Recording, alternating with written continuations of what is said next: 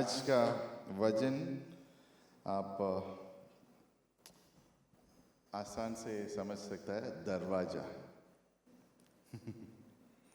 कितने लोग को ये समझ में आ रहा है दरवाजा? तो आज ये वचन है कि परमेश्वर आप लोग के लिए कुछ दरवाजा खोल कर रखा है। आमीन। मतलब लेकिन वो वचन की द्वारा ही होगा। हालेलुया। तो इसके बारे में हम कुछ देखने जा रहा हूँ। नहम्याह का पुस्तक में 3 अध्याय में आप देख रहे हैं, बहुत दरवाजा ने लोग दोबारा बनाया था। वो बहुत खराब हो गया था कुछ समय के कारण। कुछ दिनों में वो कोई भी नहीं देख पा रहा है। नहम्याह को पुस्तक में हम देखा है कि उन्होंने नहम्याह को मन में ऐसे लगा कि हाँ हमको कुछ करना है, और यरूशलेम वापस आया और यहाँ पे देखा है कि पूरी दीवार टूट चुका था। और उन्होंने कुछ लोगों से बात किया है और दरवाजा को और दीवार को भी दोबारा बनाया है। आमीन। और यहाँ पे देखने के समय पर कुछ दरवाजा यहाँ पे परमेश्वर आप और हमसे बात करना चाहता है। पता नहीं, शायद कुछ लोग के लिए ये सेकंड टाइम होगा ये सरमन। हमने 3-4 साल का पहले ये शायद हमने इसका प्रचार किया है हिंदी में। तो नहम्याह पुस्तक में आप देखने के समय पर वहाँ पे बहुत दरवाजा का बारे में परमेश्वर ने लिखा है। और क्यों लिखा है? क्योंकि परमेश्वर ये कह रहा है कि प्रकाश वाक्य में 3 अध्याय 8वां वचन को पढ़िए सिस्टर। प्रकाश वाक्य Revelations 3:8, वहाँ पे लिखा है कि I know your deeds, see I have placed open before you an open door no one can shut। पढ़िए 3:8, जोर से सब लोग पढ़िए उसको। मैं तेरे कामों को जानता हूं। जो पास में बैठा उसे बोलो कि मैं तेरे काम को, परमेश्वर आपकी कामों को जानता है। हाँ,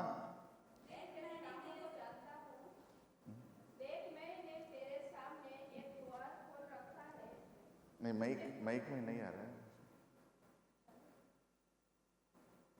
नंबर। माइक 1 चेक कर। हेलो, हाँ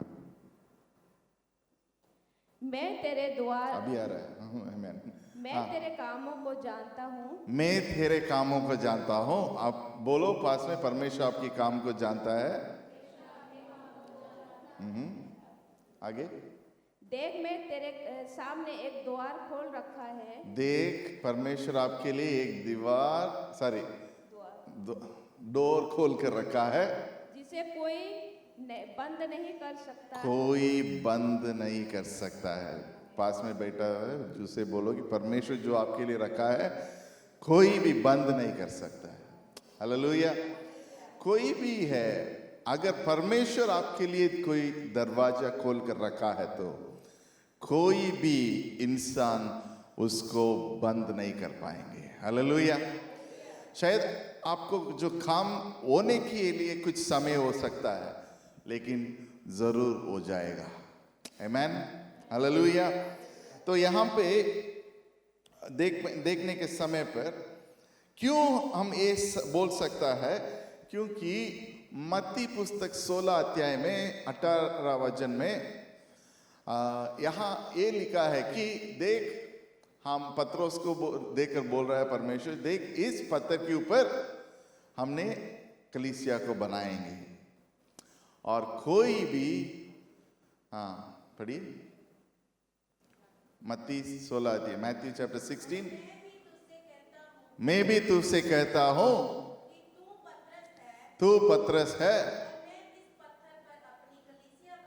कलीसिया बनाऊंगा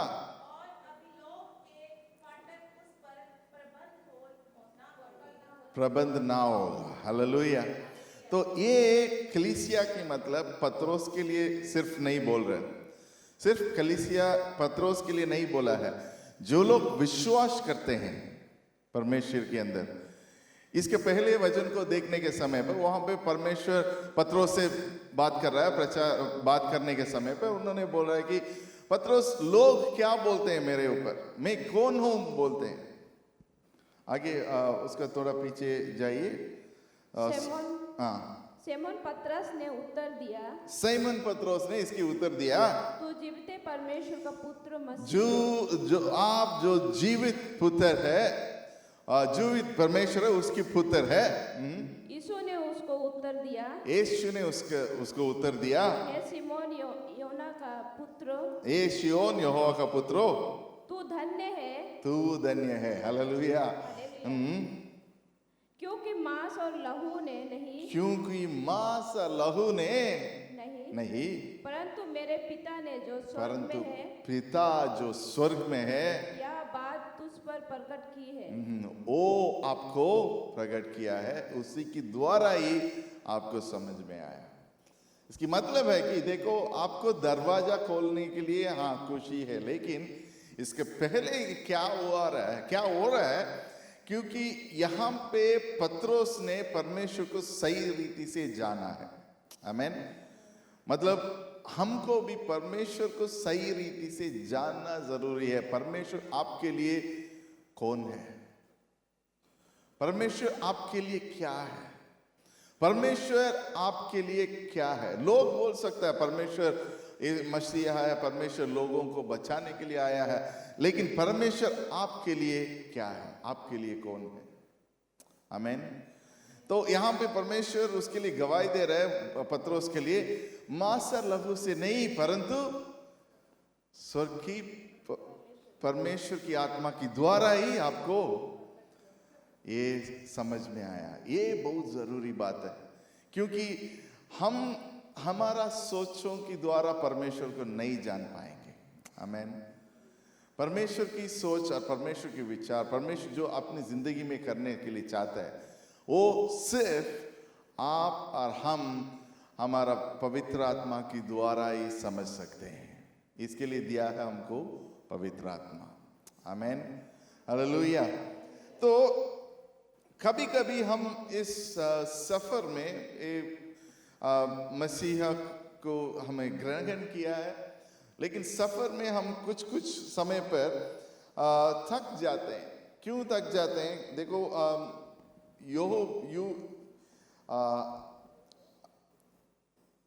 आयुब का देखने के समय पर उसको भी बहुत मुश्किल आ रहा था। फिजिकली कुछ टॉर्चर कर रहा था और मेंटली कुछ टॉर्चर कर रहा था, लेकिन उन्होंने क्या किया है, कुछ नहीं सोचा, फिर सिर्फ परमेश्वर के ऊपर ध्यान दिया है, और इसी कारण से उसको परमेश्वर ने ये किया है। पढ़ेंगे हम आयुब की पुस्तक 2 अध्याय 7वां वचन को पढ़ेंगे। तब शैतान यहोवा के सामने से निकला और आयुब को पाँव के तलवे से ले सर की चोटी तक बड़े बड़े फोड़ों से पीड़ित किया। आमीन। तो देखो, आज भी हमारा जिंदगी में कुछ हालतों ऐसे मुश्किल की कारण चल रही होंगी, और आपको ये समझना जरूरी है कि इसी कारण से आपकी जिंदगी में कुछ तकलीफ हो सकता है, लेकिन ये हमेशा के लिए नहीं, कुछ दिनों के लिए ये भी खत्म हो जाएगा। आमीन। जो पास में बैठा है उसे बोलो कि परमेश्वर आपके लिए रास्ता खोल दिया है। जो भी मुश्किल की हालत है वो गायब हो जाएगा। आमीन। देखो, आप आयुब की जिंदगी को देखो, मुश्किल के ऊपर मुश्किल हो रहा था, उससे नहीं छोड़ा। ये इसकी कुछ बीमारी लेके आएगा शैतान ने, उसको हम तोड़कर प्रार्थना करके आगे बढ़ना है। आमीन। हालेलुया।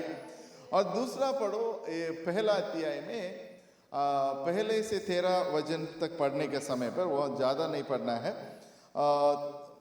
11, 12, 13 पढ़िए। परंतु अब अपना हाथ बढ़ाकर जो कुछ उसका है उसे छू, तब वे तेरे मुंह पर तेरी निंदा करेगा। यहोवा ने शैतान से कहा, सुन, जो कुछ उसका है वो सब तेरे हाथ में है, केवल उसके शरीर पर हाथ ना लगाना। तब शैतान यहोवा के सामने से चला गया। आमीन। तो उन्होंने बोला आप सब कुछ ले लो, उसके प्राण मत ले लो। मतलब कभी कभी हम ऐसे हो जाते हैं कि बस मेरा प्राण बचा है और सब कुछ बिगड़ गया है। बोलते हैं कि नहीं हम लोग, मैं परमेश्वर में क्यों जीवित हो, ऐसे भी कभी कभी बोलते हैं। जब हमारा मुश्किल हो जाता है, ऐसे हो जाता है कि हे क्या है हमारा जिंदगी में, क्या चल रहा है।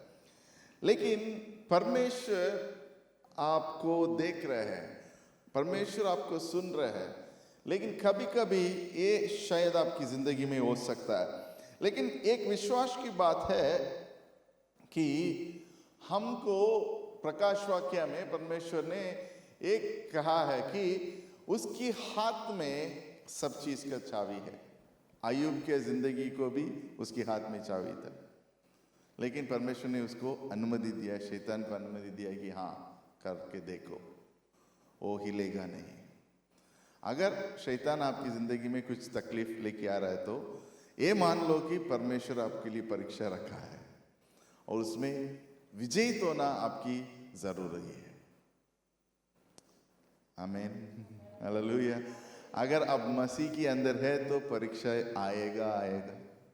शैतान कुछ ना कुछ लेके आएगा, लेके आते रहेगा।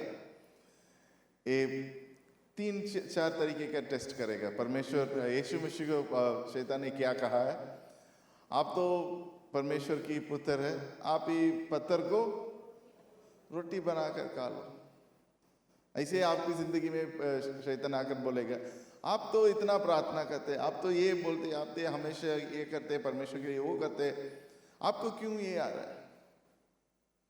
तकलीफ कौन लेके आएगा, वही लेके आएगा। उसके बाद हमारा मन में आकर बात करेगा कि शक लगेगा कि हाँ आप क्या कर सकते हैं।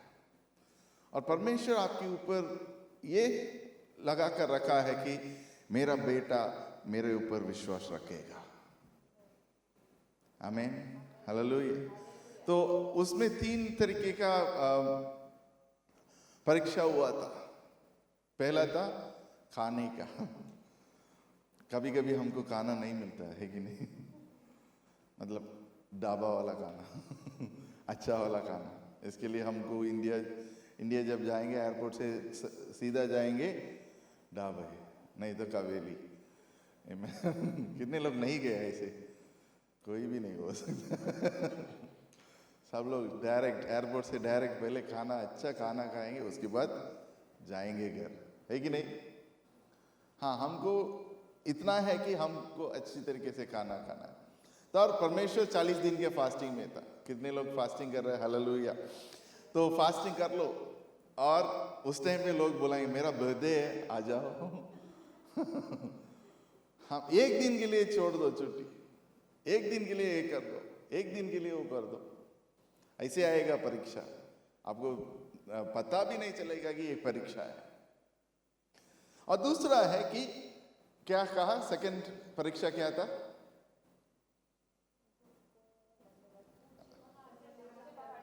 हाँ, और बोला है कि आप नीचे कूद जाओ कूदो। देखो इतना है कि आपकी देवदूत के द्वारा परमेश्वर आपको रक्षा करेगा। हाँ, देवदूत आपके लिए रखा है ताकि आपको उन लोग सुरक्षित रख सकता है। और ऐसे भी हमको कभी कभी शैतान ने मन में लेके आएगा कि कुछ चीजों की वजह से परमेश्वर ये लेके आएगा कि हाँ शैतान ने कोई भी योजना आपकी जिंदगी में दे रहा है, उसकी कारण की उसकी मतलब है कि वो आपको पता है कि आपकी कमजोर क्या है, और उसको भी पता है कि अगर इसको जाकर ये बोलेंगे तो वो मान जाएगा। शैतान की आपकी कमजोरी पता है कि नहीं। इसलिए हम लोग पौलुस ने क्या कहा, पौलुस ने परमेश्वर से बोला, परमेश्वर मेरे को ये कर नहीं पा रहा है मुश्किल हो रहा है। परमेश्वर ने बोला आपकी मेरा कृपा काफी है। तो कोई भी परेशान आपकी जिंदगी में हो रही है तो परमेश्वर आज आपको ये बोल रहा है कि परमेश्वर की कृपा आपके लिए काफी है। जो पास में बैठा है उसको जरूर बोलो अभी, परमेश्वर की कृपा आपके लिए काफी है। कभी कभी हम थक जाते हैं क्योंकि हम चलने के समय पर हम सोचते हैं परमेश्वर के अंदर आने के समय पर हर चीज सही रीति से सही समय पर होना है। कभी कभी नहीं होता है, कभी कभी हमको रुकना पड़ता है, कभी कभी हमको प्रार्थना ज्यादा करना पड़ता है, कभी कभी हमको कुछ चीजों को छोड़ना पड़ता है, कभी कभी हमको परमेश्वर के ऊपर पूरा भरोसा रख के चलना पड़ता है। आमीन, हालेलुया। तो इस समय पर भी हम ये देखें चाबी किसके पास है? परमेश्वर के पास है। जैसे प्रकाश वाक्य पहला अध्याय 18 वचन में लिखा है कि पढ़िए सिस्टर। मैं मर गया था हाँ और अब देख मैं युगानुयुग जीविता हूँ। देख हम मर गया था। एक आज परमेश्वर शायद आप सोच रहे कि कहाँ है परमेश्वर? परमेश्वर ये बोल रहे हैं कि हम आज भी जीवित हैं। हालेलुया। आगे बढ़ो। और मृत्यु और अधोलोक की कुंजी मेरे ही पास है। हालेलुया। को तो आप अगर परमेश्वर के ऊपर विश्वास कर रहे हैं तो परमेश्वर आपकी जिंदगी का सब चाबियां, जो भी चाबी है आपके लिए वो परमेश्वर ने रखा है। चाबी किस लिए? हम दीवार पे लगाने के लिए करते हैं चाबी नहीं, कुछ दरवाजा को खोलने के लिए। आमीन। तो आज भी परमेश्वर आपके लिए दरवाजा खोलने के लिए, कोई भी दरवाजा बंद है तो आज परमेश्वर से ये प्रार्थना करो ताकि परमेश्वर आपको दरवाजा को खोल सकता है। हालेलुया। तो आज हम 8-10 दरवाजा को ऊपर हम देखने जा रहे हैं। तो पहली है कि शीप गेट। आमीन। आप पढ़िए पहला तीसरा अध्याय, नहम्याह तीसरा अध्याय पहला वचन को पढ़िए। नहम्याह चैप्टर 3 वर्स 1।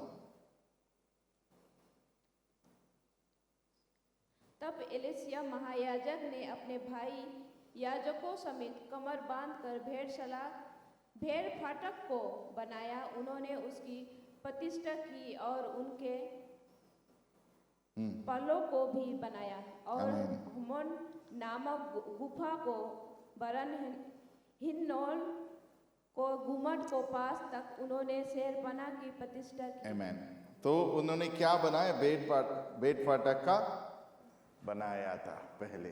तो ये किस लिए ये यूज हो रहा है? ये क्या काम है इसकी द्वारा? ही वो देख लो, अगर एक शहर है तो उसके लिए बहुत दरवाजा होती है और हमारे जिंदगी में भी बहुत दरवाजा है, परमेश्वर ने रखा है और हम भी खोल कर रखा है। शायद कुछ दरवाजा को आपको बंद करना होगा। ये पहली दरवाजा है, ये बलिदान देने वाला दरवाजा है।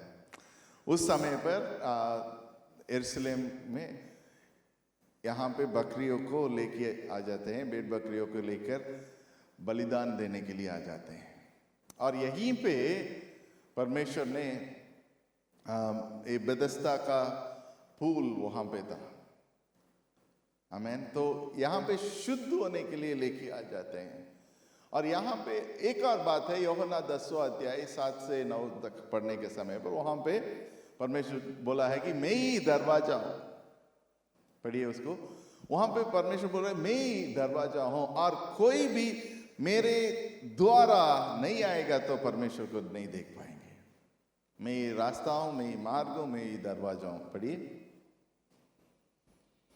मैं तुमसे सच सच कहता हूँ कि जो कोई द्वार से भेड़शाला में प्रवेश नहीं करता, जो कोई, पढ़िए, जो कोई द्वार से भेड़शाला में प्रवेश नहीं करता परंतु किसी दूसरी ओर से चढ़ जाता है, वे चोर और डाकू है।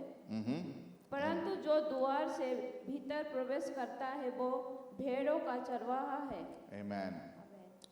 और 10वां वचन सबको पता है, शोर किस लिए आ जाता है? चोरी करने के लिए आता है।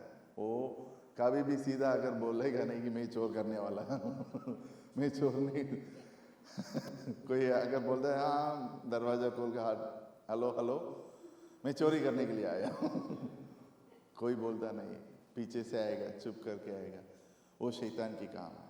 लेकिन परमेश्वर आज आपको खोलकर बुला रहा है कि मेरे द्वारा आप आओ, हम आपके लिए दरवाजा खोलने के लिए चाहता हूं। हालेलुया। और दूसरा है कि तीसरा अध्याय तीसरा वचन में देखने के समय पर नहम्याह 3:3, फिर मछली फाटक, दूसरा है कि मछली का फाटक। वहां पे मैं ये विश्वास करता हूं कि कई गलीलिया का जगह है, वहां पे पत्रोस को परमेश्वर ने बुलाया उसके काम के लिए।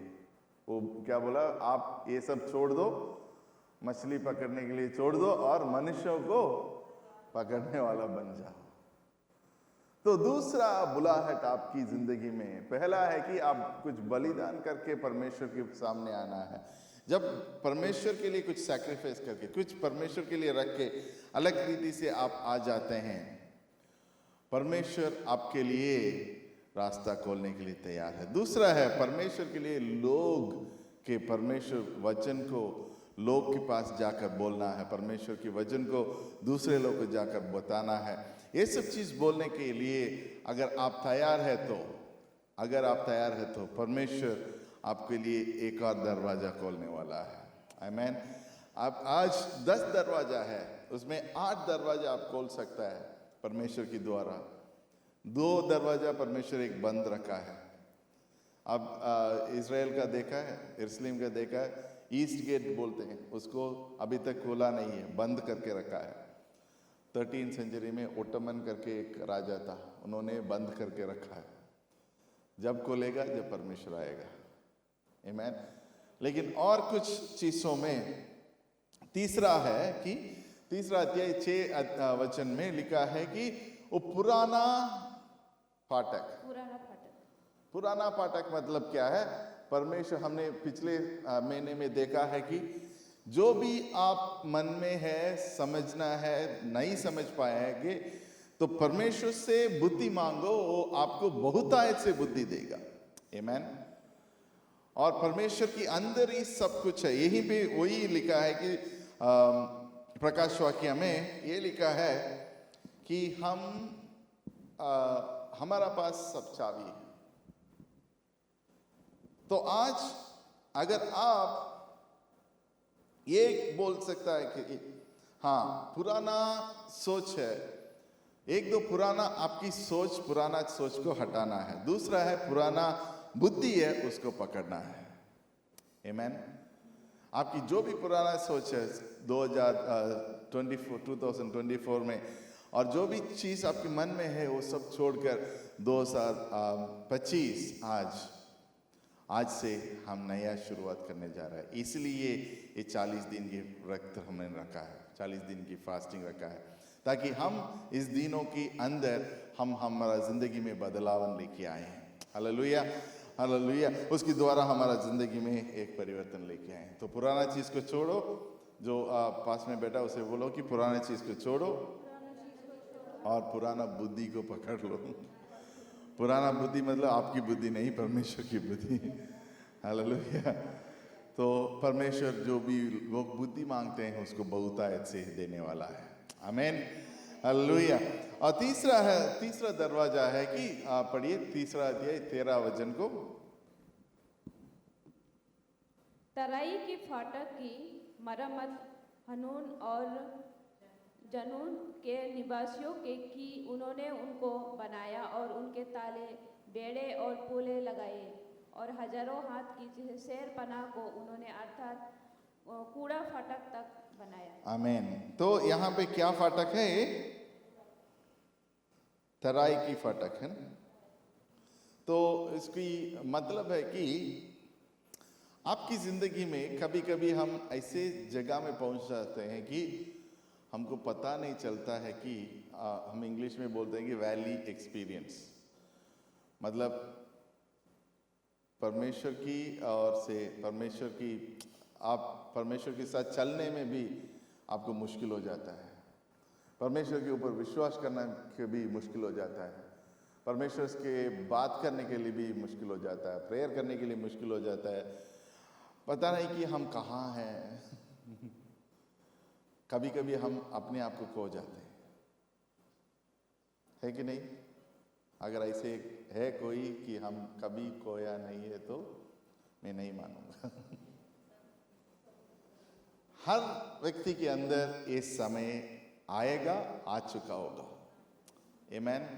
तो उस समय पर देख लो, ये दाऊद की जिंदगी में देखने के समय पर, दाऊद एकदम छोटा था उसकी परिवार में, और उसके पिता ने बोला है कि आप जाओ भेड़ बकरियों को संभालो, और उन्होंने ऐसे थराई के पास था। और ये देख लो, जब भी आप थराई में है, आपकी स्पिरिचुअल लाइफ में ऐसे जगह में है कि एकदम नीचे, तभी आप परमेश्वर से भी ज्यादा बात करते हैं। है कि नहीं? रोने के लिए भी, सब चीजों के लिए परमेश्वर है। उसी समय पर परमेश्वर आपसे सही रीति से बात करता है। इसलिए परमेश्वर, जो टूटा हुआ हृदय को परमेश्वर को चाहिए। आमीन। तो अगर आपकी जिंदगी आज किसी कारण से टूटा हुआ, तो परमेश्वर आपसे जरूर बात करेगा। ऐसे समय पर आप जाने के समय पर एक दाऊद की जिंदगी में ये हुआ है कि उन्होंने, ये बाइबल में कहीं लिखा नहीं है, लेकिन हमने कहीं और पढ़ा है। मैं ये विश्वास करता हूँ कि क्योंकि ये एक एग्जाम्पल है, दाऊद ने जो पत्थर लिया था, उसके द्वारा जो गोलियत को मारा है, वो कहाँ से लिया होगा? कुछ लोग ऐसे बोल रहे हैं कि एक ऐसे वाला तराई से लिया है, क्योंकि वो अपने परिवार से दूर था, अपने परिवार से बहुत दूर में चल रहा था, और यहाँ वहाँ घूमने के समय पर ये यहाँ पे आया था, और वहाँ पे मिला है उसका पत्थर, वो दुश्मन को मारने वाला पत्थर। इसके मतलब क्या है? अपनी जिंदगी में भी हम, अगर पत्थर कहाँ से आता है? पहाड़ से आता है कि नहीं? ऊपर से आता है। ऊपर से जब नीचे गिरने के समय पर उसकी कोने सब सारे शार्प हो जाते हैं। हाँ, तो वहाँ से नीचे आने के बाद पानी के अंदर आने के समय पर थोड़ा थोड़ा उसका शेप सही हो जाएगा। ऐसे भी हमारा जिंदगी भी कभी कभी हम ऐसे नीचे, एकदम नीचे आ जाते हैं, हमारा सब चीजों को परमेश्वर सही करता है। आमीन। और हम परमेश्वर की उपयोग वाला बन जाते हैं उस समय पर। इसलिए परमेश्वर हमेशा टूटा हुआ जिंदगी को लेकर वो बहुतायत से, कैन यू स्टॉप वॉकिंग? टूटा हुआ जिंदगी को परमेश्वर ने बहुतायत से उपयोग के लिए करता है। अगर आप भी उस जगह में है तो आज वहां पे रुकना मत। आमीन। वहां से निकलना जरूरी है, क्योंकि उसकी आगे वाला दरवाजा है, उसको बोलते हैं डंग गेट। उसकी मतलब है कि, हाँ पढ़िए, उसकी क्या फाटक है?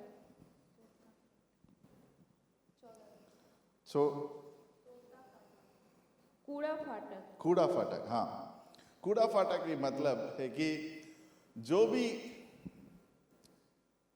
जरूरत नहीं है उसको निकालने वाला, मतलब ट्रैश बिन। देखो, ये यहाँ पे हर एक शहर में ऐसे दरवाजा रखा है।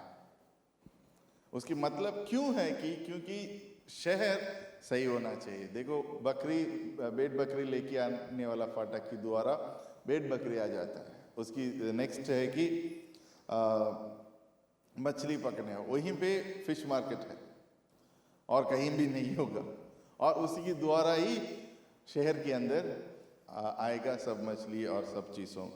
और दूसरा तीसरा है कि पुराना रास्ता, पुराना की मतलब वो बहुत पहले था, उसकी इतना खास नहीं है, लेकिन चारवा यहीं पे होता था कि परमेश्वर ने गेत्सेमने, आपको पता है ना, परमेश्वर ने जो प्रार्थना किया है वो क्रूस में चढ़ने के पहले, वो सब चीज़ों यहाँ पे तराई में था।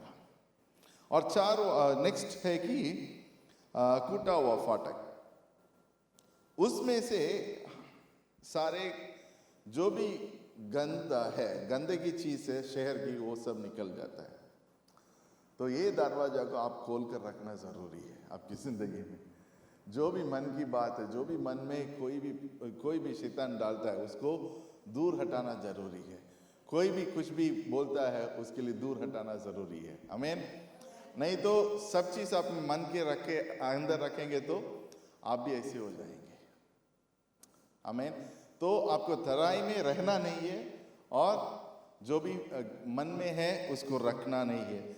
और अगर आप ये सब चीज़ करेंगे तो 15 वचन पढ़िए, उसमें क्या फाटक है? सोता फाटक। सोता फाटक मतलब इसकी फाउंटेन बोलते हैं।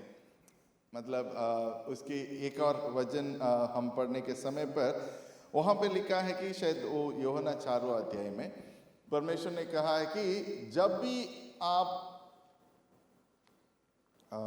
यूहन्ना 4वां अध्याय 4:19 को पढ़िए, शायद जॉन 4:19। स्त्री ने उससे कहा, हे प्रभु, मुझे लगता है कि तू भविष्यवक्ता है। आगे। हमारे बाप दादों ने इस पहाड़ पर आराधना की, और तुम कहते हो कि वे जगह जहाँ आराधना करनी चाहिए यरूशलेम में है। यीशु ने उससे कहा, हे नारी, मेरी बात का विश्वास कर कि वे समय आता है कि तुमने तो इस पहाड़ पर पिता की आराधना करोगे, ना यरूशलेम में। तुम जिसे नहीं जानते उसकी आराधना करते हो, और हम जिसे जानते हैं उसकी आराधना करते हैं, क्योंकि उद्धार यहूदियों में से है। परंतु वे समय आता है, वरन अब भी है, जिसमें सच्चे भक्त पिता की आराधना आत्मा और सच्चाई से करेंगे, क्योंकि पिता अपने लिए ऐसे ही आराधकों को ढूंढता है। आमीन। तो परमेश्वर ऐसे वाला लोगों को और आराधना वाला लोगों को देख रहा है कि उनकी मन के अंदर से जीवन जल चले। आमीन। और उसके लिए वचन देखो, यूहन्ना 7वां अध्याय में 37 से 39 तक पढ़िए। यूहन्ना 7:37-39। पर्व के अंतिम दिनों, जो मुख्य दिन है, यीशु खड़ा हुआ और पुकार कर कहा, यदि कोई प्यासा है तो मेरे पास आए और पिए। जो मुझ पर विश्वास करेगा, जैसा पवित्र शास्त्रों में आया है, उसके हृदय में से जीवन के जल की नदियां बह निकलेगी। आमीन। तो परमेश्वर की जीवन की जल आपकी जिंदगी में मन से चलना है तो आपको क्या करना है? पहला, तराई से निकलना जरूरी है। दूसरा, आपकी जो भी मन की बात है उसको दूर हटाकर परमेश्वर के समर्पण करने के समय पर ये आपकी जिंदगी में भी होगा। वो वाला प्यास हमारा जिंदगी में चाहिए। आमीन। Hallelujah, hallelujah. और दो देखकर हम अंत करेंगे। और दूसरा है कि नेहमिया 3 अध्याय 26 वचन को पढ़िए। 3:26 में उसमें लिखा है कि जला फाटक मतलब पानी की फाटक, जल फाटक। तो उसमें देखो वचन है, परमेश्वर की वचन है। एफिसियों 5 अध्याय में लिखा है कि परमेश्वर की वचन हमको शुद्ध करता है। तो हाँ, पर हम परमेश्वर के वचन को और ज़्यादा पढ़ना ज़रूरी है। आमीन।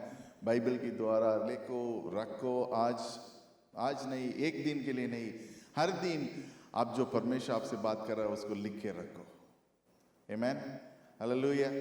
और अगर आपको टाइम नहीं मिल रहा है तो हम हर दिन एक लिंक भेजते हैं, उसमें हिंदी भी देख सकता है, आपको सेलेक्ट कर सकता है, और पंजाबी भी सेलेक्ट कर सकता है, उसको रीड कर सकता है। आमेन। उसको देखो, सुनो और करो, ताकि परमेश्वर की वचन आपके अंदर रहे। परमेश्वर की वचन आपको शुद्ध करेगा। क्यों शुद्ध करना है? क्योंकि ये लास्ट में क्या होगा कि पानी की बात वो घोड़े के फाटक हो जाता है। क्यों? हम सब परमेश्वर के लिए दौड़ने के लिए और विजेत करके लड़ाई करने के लिए। उस समय पर यरूशलेम की नहर में घोड़े आने के लिए और जाने के लिए एक रास्ता था। वो किस लिए जाता है शहर के बाहर? क्योंकि लड़ाई के लिए, युद्ध के लिए जाता है, और हम सब युद्ध में है। आमेन। परमेश्वर के लिए युद्ध में है, और अगर हम परमेश्वर के लिए युद्ध में है तो अगर आपको एक घोड़े को रास्ता को परमेश्वर आपको खोल कर रखना है तो उसके पहले आपको परमेश्वर की वचन की दरवाजा, मतलब पानी की दरवाजा, जल फाटक, वो आपको परमेश्वर खोलना है। अगर जल फाटक खोलने के लिए परमेश्वर, उसके पहले क्या खोलना है? फाउंटेन गेट को खोलना है। अगर इसके पे उसको खोलना है तो आपको जो भी चीज हमारे अंदर है उसको निकालना है। अगर उसको निकालना है तो आपको तराई में आना जरूरी है, जब ही निकलेगा। आमेन। तो ये आप समझ लो और परमेश्वर के ऊपर विश्वास करो। परमेश्वर आपके लिए ये सब दरवाजे एक एक खोलने के समय पर परमेश्वर आपको विजेत में लेके जाएगा। आमेन। और जब ये सब खत्म होने के बाद परमेश्वर आपको एक अच्छी रीति से लेके आएगा, एक सुंदर वाला फाटक।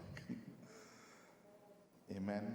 और यहाँ पे प्रयुक्ति का काम पे देख रहे हैं कि 3 अध्याय 2 से 10 पढ़ने के समय पत्रोस और यूहन्ना जा रहा है, और उन्हें बोला कि सोना और चांद मेरे हाथ में नहीं, लेकिन परंतु यीशु मसीह के नाम से, परमेश्वर के नाम से चलने के लिए बोला, और हो गया। तो ये फाटक आपके लिए परमेश्वर खोलने की चाबी भी उसके हाथ में है, लेकिन वो यहाँ पे नहीं होगा। जब पत्रोस के ऊपर परमेश्वर ने कहा है कि, पत्रोस से कहा है कि इस पत्थर के ऊपर हमने कलीसिया को बनाएंगे, उसको नहीं पता था, लेकिन जब ये हुआ उसको पता चल गया। ये पत्रोस के ऊपर नहीं है। परमेश्वर जो भी विश्वास करते हैं, वचन बोलता है जो भी विश्वास करते हैं, जो मैं करता हूं उससे भी बहुत से उन लोग कर सकता है। आमीन। अगर हम विश्वास के साथ चल सकते हैं तो परमेश्वर आपके लिए कोई भी रास्ता अपनी जिंदगी में, अपनी आत्मिक रीति से, अपनी आत्मिक जीवन में खोल सकता है। आमीन। उसके लिए एक एक दफा जाने के लिए जरूरी, एक एक स्टेप में आपको और हमको जाना जरूरी है। हालेलुया। चलो इसको अपने मन में रख के प्रार्थना करते हैं। Babita can lead us in prayer. ये जो भी फाटक है परमेश्वर जो भी रखा है, अगर आप तराई में अपनी जिंदगी चल रहे तो परमेश्वर से मांगो। Thank you Jesus.